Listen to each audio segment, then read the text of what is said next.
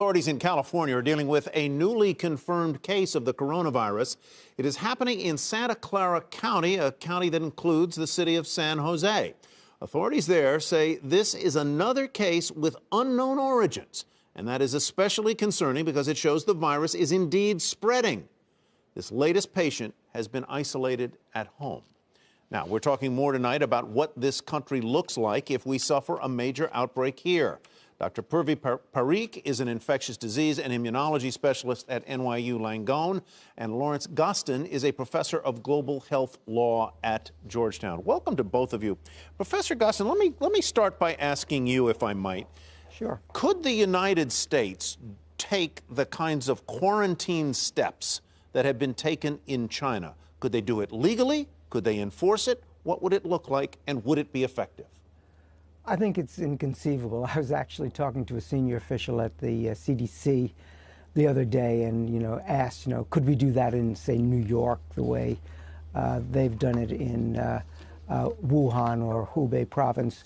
And the answer is that no. It would be unlawful.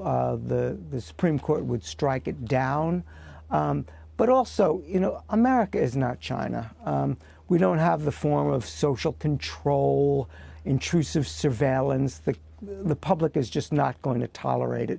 So we need to have calm, targeted measures that are proportionate to the problem. No, we're not going to see that. But might we see, say, school closures or temporary closures of major sporting events or political rallies or business conventions? Yeah, I could certainly foresee that. But those would likely be voluntary more than enforced, correct? Well, not necessarily. It could be that a city would close down a particular venue, or it could close down its transport system, or the education department could close down the schools temporarily. So it wouldn't be voluntary, but it would be measured, temporary. I mean, kids have to be educated, parents have to go to work, so you can't go, overboard. Right. But it can slow things down. This is what we call right now we're trying to contain the virus, that is, make it go away. We may not be able to do that, and most of us think that's not going to be possible. So we need to go to mitigation, and that's usually like social distancing, closing down, congregate areas. Right.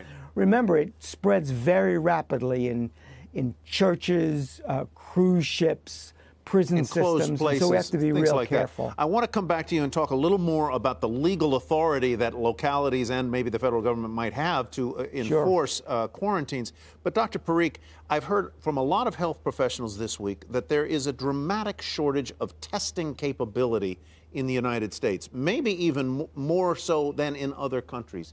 Is that what you feel? Absolutely, and I think that's what's contributing to the fact that we haven't tested many people. We just don't have the testing kits, and currently we have to go through the CDC. Why don't we have them? Well, we're working quickly. We're kind of catching up to get those kits ready. I know New York State hopefully should have their own kits and own testing capabilities by next week or the week after.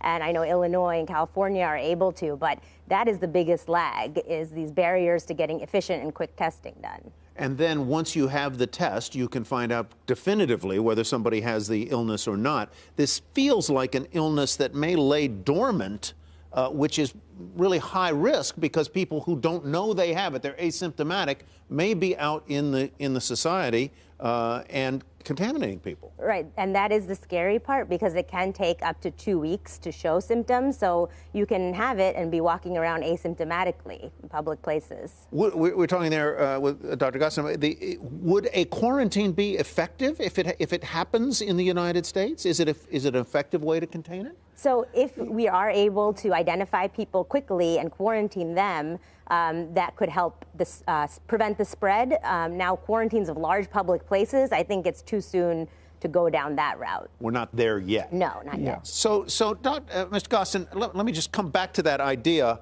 of the government having the power to enforce a quarantine. You say they don't, or are there court cases that would support that, or what? This is a common public misconception. I wrote the model health emergency Health Powers Act for the CDC after the anthrax attacks during 9/11.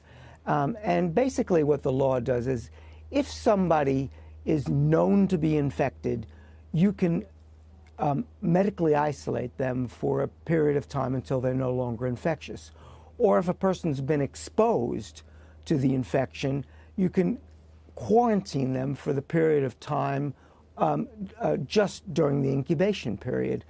But what we call mass quarantines are really called cordon sanitaire. They're actually a guarded area where you can't come in and go out. That would be, particularly with a large population, that would be very hard for me to conceive of in the United States. I think, the kinds of, the cordon sanitaire of, 50 to 70 million people in China is unthinkable anywhere but China. And so, we just have to keep our head, narrow, targeted, proportionate measures.